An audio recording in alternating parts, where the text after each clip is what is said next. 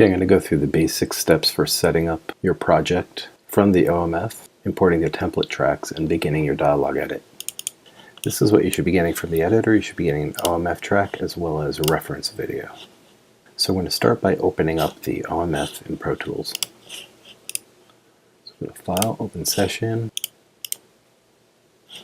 point to the OMF, and open that. A dashboard will come up. You'll be creating a new session. We'll check interleaved. WAV file 48K, 24-bit. If it comes up 16-bit, you can leave it at 16-bit because that's what the audio is at anyway. Click Create. Then you get the Import Session dialog. We're going to choose to import all the tracks, and we're going to copy from source media. And click OK. This will import all the tracks from the OMF. Then we're going to import the reference video file, import video, point to the reference video, click open. We want to import the audio from file as well, so we have some reference. And we're going to put this at the session start. Dialog will come up asking us where we want the audio file from the video to be copied, and we choose the audio files folder for our session. Click OK, and we imported our movie, as well as the reference audio from the movie. Reference audio is good just to have to double check for sync issues and all that sort of thing. And if we go to the beginning of the movie, you'll notice you have a 2-pop.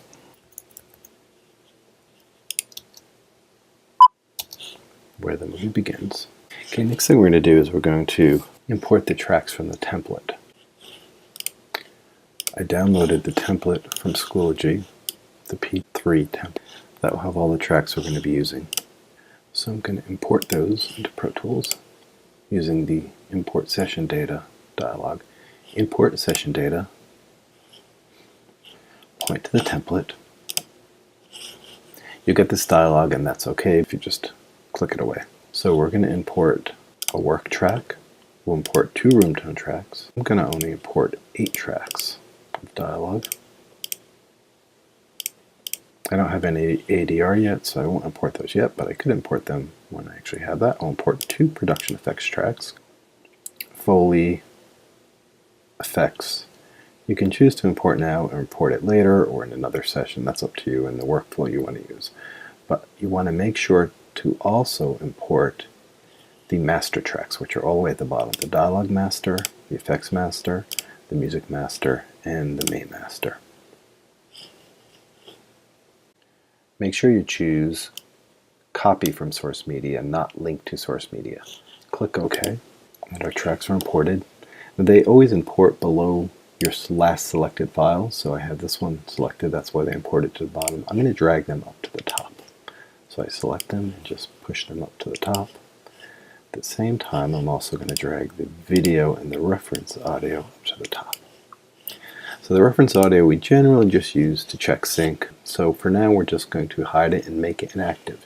You do that by control-clicking on the track and choose Hide and Make Inactive. If we ever want to go back to that track, if we click down here in the bottom left-hand side to open up the tracks view, you'll notice right there that little gray dot means that that track is hidden. We could turn it on and we could make it active if we choose.